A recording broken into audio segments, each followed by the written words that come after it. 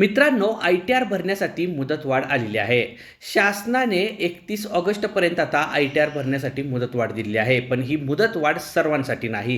कारण सरकारने काही निवडक करदात्यांनाच आता ITR भरण्यासाठी 31 ऑगस्ट 2026 पर्यंतची मुदतवाढ दिलेली आहे.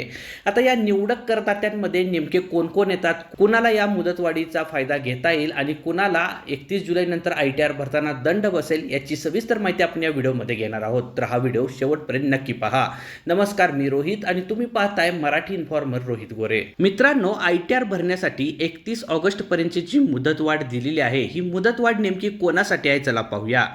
ऑडिटची गरज नसलेले व्यावसायिक, फ्रीलान्सर, सल्लागार आणि स्वतंत्र व्यवसाय करणारे, ITR 3 किंवा ITR 4 भरणारे पात्र करदाता आणि असे ट्रस्ट की ज्यांना ऑडिटची गरज नाही, अशांसाठी ही 31 ऑगस्टपर्यंतची मुदतवाढ असेल.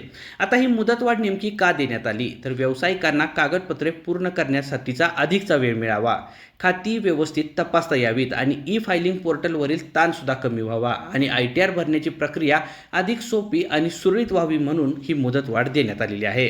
आता ही मुदतवाढ देऊन सुद्धा जर तुम्ही ITR ह्या मुदतीत भरला नाही तर काय होईल, तर विलंब शुल्क भरावे लागू शकतात, म्हणजेच पेनाल्टी तुम्हाला लागेल, व्याज लागू शकते, रिफंड मिळण्यास उशीर होऊ शकतो आणि पुढील कर प्रक्रियेत अडचणी येऊ शकतात.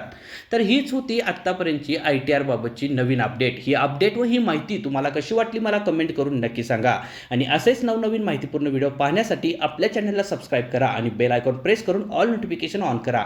म्हणजे इथून पुढे जेव्हा असेच नवनवीन माहितीपूर्ण व्हिडिओ आपल्या चॅनलवर अपलोड होतील तेव्हा त्याचं नोटिफिकेशन तुमच्यापर्यंत सर्वप्रथम येत राहील व दररोज तुम्हाला नवनवीन माहिती फ्रीमध्ये पाहायला मिळत राहील.